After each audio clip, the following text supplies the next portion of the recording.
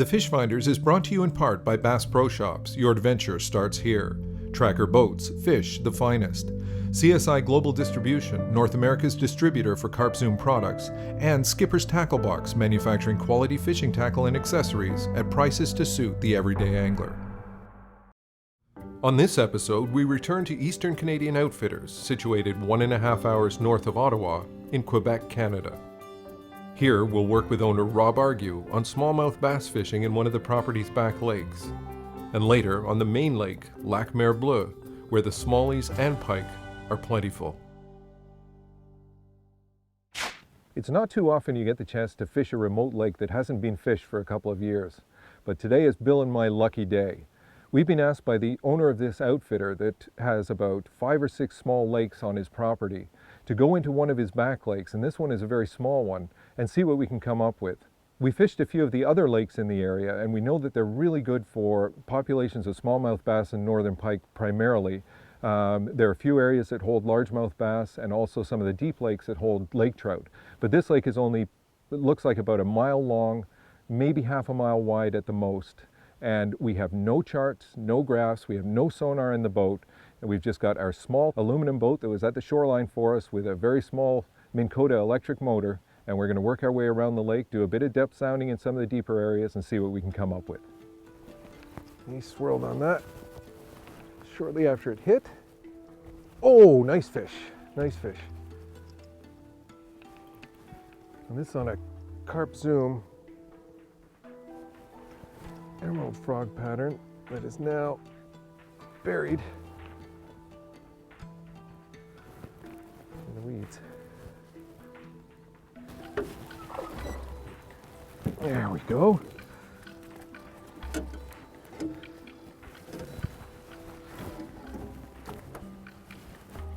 Ooh. That's a little better. Nice smallie, and that, like I said, was just on an emerald frog pattern made by Carp Zoom. And as you can see behind me, the weed cover here is really, really thick. We're not really geared up for it. We don't have good heavy braid on, so that was a bit of a chore pulling him out of the weeds, but at least we found them. We've been working the shorelines. Let me just get him back in. Off he goes. We've been working the shorelines, and one thing this lake does have is lots of deadfall. There are lots of trees that have fallen in, branches underwater that we've been fishing in and out of with various spoons, lipless cranks, and wacky worms, but that wasn't overly productive. We got some small fish, but just started with topwater in this heavy weed cover, and that was off about the second or third cast. So we'll probably just park the boat in and amongst the heavy weeds and see if we can pull some more out. That is the Carp Zoom leopard frog pattern. So very bright chartreuse and dark greens on the top, white underbelly, and you can see the weight in the back of the frogs. And that's to keep the frog sitting like that in the water. So no matter how it lands, it'll always right itself. And then just keep twitching it and moving it quickly across the surface of those pads. And you'll see that strike.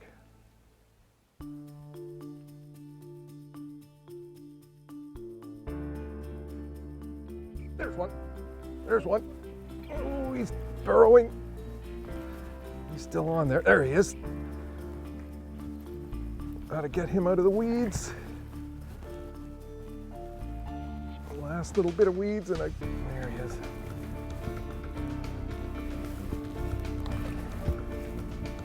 Oh, there's nothing quite like that. Nothing like topwater action, but another really nice smallie. Topwater, frogs, lily pads, doesn't get better than that. We've had a lot of strikes here. We're going to keep fishing this area. Get him right back in. I think what's really good about this area, even though it's lily pads all over the place, we're fishing right on the transition between the lilies and where it drops back down into the lake. And we're probably in about 6 or 7 feet of water here, but fishing over 3 or 4 feet where the weeds are. And we're just managing to get them. They're probably all scattered in and amongst these weeds. And we're just getting them, pulling them towards the edge, and they're striking right before the frog gets out into the open water. So, whew. The common tactic for fishing these frogs is to use a heavy braid. And we originally had these lines spooled up before this trip with 50-pound braid, which is ideal, not because of the size of the fish, but because you've got to drag them out through the lilies. But because of the type of fishing that we were planning on doing, and when we came into this back lake not knowing what to expect, we've only got fluorocarbon on, 8-pound fluoro, and it's very difficult to get them through the weeds. So every fish is a bit of a struggle, but just makes it that much more satisfying in the end. We're working up and down a shoreline now. We're in about 11-12 feet of water, and with the sun now penetrating in the water, a lot of flash being given off by the spoons that we're trolling. We've got a small creek that we're coming up on, a little feeder creek into this lake, which is a known ground for sucker spawning and other species that spawn in there that are bait fish to the resident lake trout in here. So we're hopeful that as we come across that river mouth, we see a few marks and hopefully hook into a few fish.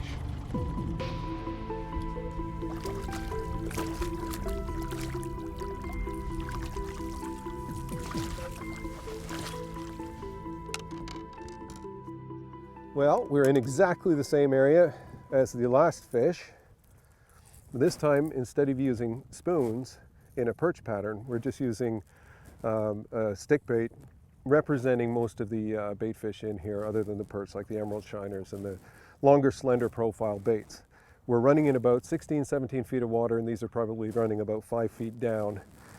And the result of that is another very nice lake trout. One of the great tools to have on a fishing trip like this, especially if you're planning on releasing a lot of the fish that you catch, is a good, deep, flat bottom net. And this is great if you're taking the fish out of the water, taking some pictures of it, and you want to give it a chance to revive before letting it go again. As you can see, there's a huge amount of space in that net for the fish to just revive like this one is now. This one's pretty well ready to go. And he's definitely ready. Nice little fish. The one thing you have to be very careful about, even on these small lakes, they're only 5 miles long and not very wide, but the wind has picked up quite considerably, and the waves can make it really difficult for fishing. Always pay attention to your weather conditions, the waves, and make sure you can make it back to port safely.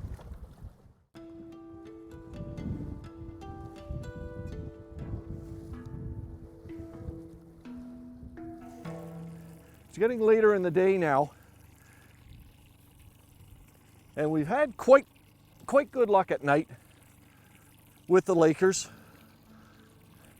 Oh, he's up on the surface now. Still quite a ways out.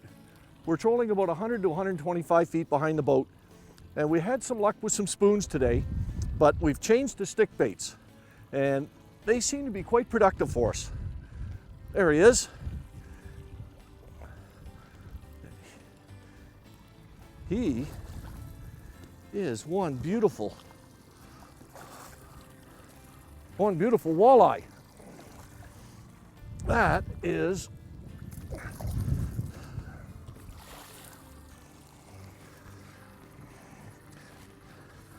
a bonus. That is a bonus here. We were trolling over 140 feet of water just with the stick baits that are running 8 to 12 feet deep. And that is a marvelous walleye.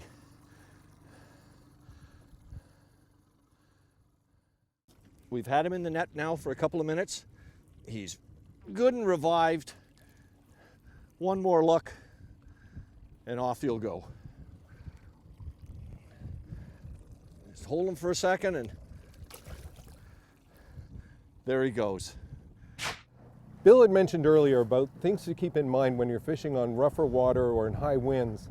Another thing to keep in mind is to have a plan in the back of your mind on how you're going to control the boat in higher winds when you catch a fish. And this is particularly important if you're fishing like we are in a smaller boat or if you're fishing by yourself. Since we've been fishing very close to shore, if we were to stop the motor when we caught a fish, there's a very good chance that we'd be pushed into shore by the wind. Since we do most of our trolling using the main motor, we deploy our Minn Kota Tarova with iPilot, and that does two things for us. One, the drag from the motor being in the water slows the boat down to about 2 miles an hour, which is an ideal trolling speed for lake trout. The second thing it does is it gives us a backup plan for when we've caught that fish, and immediately upon catching a fish, we just activate the spot lock on the handheld control for the Terova, which locks us in that position. We turn the main motor off, Terova keeps us in place, and we can concentrate on bringing the fish in safely and staying away from shoals or from shore.